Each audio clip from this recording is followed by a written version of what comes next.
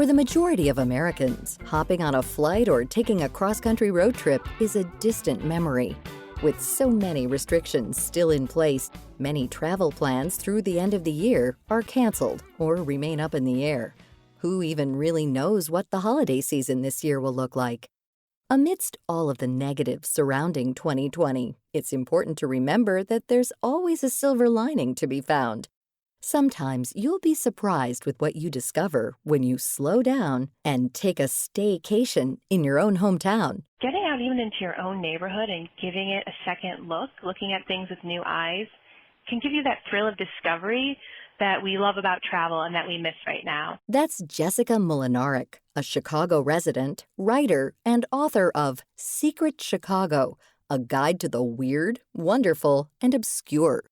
Mlinaric is a big advocate of finding the lesser-known spots throughout an area that showcase its people, history, and art scene. I love to just go to another neighborhood and get off the main commercial street and go onto a residential street and just walk and look at, the architecture might look different there than it does in your neighborhood. And, oh, look, here's a historic district that I never knew about. Mlinaric has spent more than a decade adventuring throughout the city of Chicago and its many vibrant boroughs. Over the years, she's kept a running list of the most interesting, obscure, and noteworthy spots. But aside from researching and venturing out on foot, how'd she hear about these hidden gems? I started by mapping out the places that I was familiar with or had written about or, was curious since I moved to the city. And I looked for the holes in the map of the neighborhoods that I wasn't as familiar with. And I reached out to people in those communities, so like historical societies, bloggers, neighborhood leaders, and I, would just go sit at a bar and talk to the bartenders because they know so many of the neighborhood secrets. So yeah, it's just such a city of neighborhoods, and I really wanted to feature that and to get people curious to go across town and see something new to them. Learning about a place's past or the people that lived there before can give you an entirely new perspective on the place you call home. When most people think about Chicago's music scene, they point to jazz or the blues. But did you know that gospel music was born in the 1930s on the city's south side? It was created here at Ebenezer Baptist Church by an artist named Thomas Dorsey, who, was a musician, and he toured as a blues pianist going all over the country. And after he had a tragic family incident where his wife and son died, he channeled his feelings into music. So he kind of mixed the church music with some of the blues that he was used to and started a whole new style. And he was the music director at the Ebenezer Baptist Church when he started writing gospel music.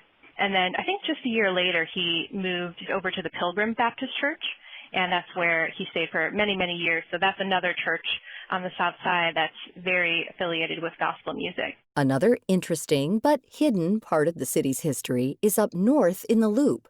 You might be familiar with Chicago's past as a major meatpacking hub during the 19th and 20th centuries. Over that period, hundreds of millions of livestock were shipped to Chicago's Union stockyards and transported through intricate tunnels that you can still visit today. There was a guy back in the 1800s who bought some land. He was a farmer, and he started selling his land off a few decades at a time. But he wanted to keep the rights to get his cows to pasture. And pasture at that time was around the Board of Trade, if you can believe that. So he kept the rights to a path. I think it was like 10 feet wide. And over time, as the land sold to other owners, that was included in the rights. So eventually a hotel was built over the path, and it was decided in the court that, they could build a hotel there, but they had to keep the path. And there's not many cows walking through it now, but there is a path, and you can still find it. And this one just tickles me so much because it's part of the Hyatt Centric in the Loop, and it's pretty close to the main entry door. I think it's on Madison. And it's just like where the valet is, the valet stand, right next to it, there's a service door that you wouldn't really notice. And so I went up to it and asked the valet, is this the entrance? And he's like, oh, yeah, go on in.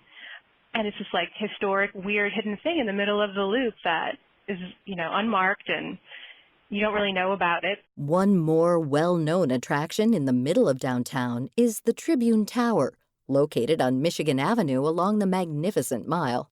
As you walk past the historic building, you'll see artifacts from around the world built into its exterior walls.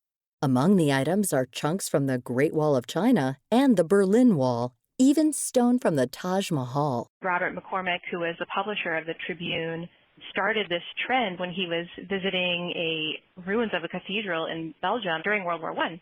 And he took a piece of the rubble and he brought it back, and then he started kind of a competition with all of his employees to bring things back. And, most were taken legally. Some were, I think, secreted out in a not so legal way. And there's things from all over the world, and it's so funny. You can, again, walk right by it all the time, and when you stop and think about, here's a piece of the pyramids or the Parthenon. How did it get here? Why is it here? That's really what I wanted to dig into. Sometimes questioning the origin of a statue or mural can connect to a larger story. Have you heard of the Chicago Cubs? Their famous C logo can be traced back to the Chicago Athletic Association, which created it first. The association was a men's club in the late 1800s where elite residents would mingle. People like Marshall Field and William Wrigley were members there. That's where they would, go do some sports and have some drinks and hang out. So the Chicago Athletic Association had a logo, and it looks very similar to the Cubs logo. I believe theirs is red and black. And when William Wrigley bought the Cubs team, he asked permission to repurpose the club crest and change it to red and blue for the team logo. So if you go there today, they've done a great job reusing a lot of the original materials in the building. It's a beautiful, beautiful place to even just go walk around when things are back to normal, even if you don't stay there, or just go have a drink. But there are a few places where you can see the original logo. So certain doorknobs will have the club's crest in it, certain stained glass windows that you might see throughout the hotel on different floors. It's only if you stop and take a second that you'll connect the two logos together.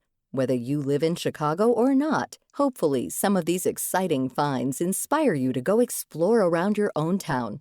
It doesn't matter if you live in a city, suburb, or rural area. Each place across the U.S. has its own unique history and sights. You just have to be open to trying something new. If you're interested in hearing more about Chicago's unusual attractions, check out Jessica Mlinaric's book, Secret Chicago, A Guide to the Weird, Wonderful, and Obscure, available now. You can also visit secretchicagobook.com to get more information. Also, learn more about Mlinaric and all of our past guests by visiting our website at viewpointsradio.org. For more behind the scenes, check out Viewpoints Radio on Twitter, Instagram, and Facebook. This segment was written and produced by Amira Zaveri. Studio production by Jason Dickey. I'm Marty Peterson. Coming up next week. It's predicated on creating a customer experience that is one of consistency and continuous offering of product. Exploring the dark side of our food supply system. Then, finding a professional to work with their student is extremely challenging right now. Navigating the school system this year. I'm Marty Peterson. And I'm Gary Price. These stories in depth on your public affairs magazine, Viewpoints.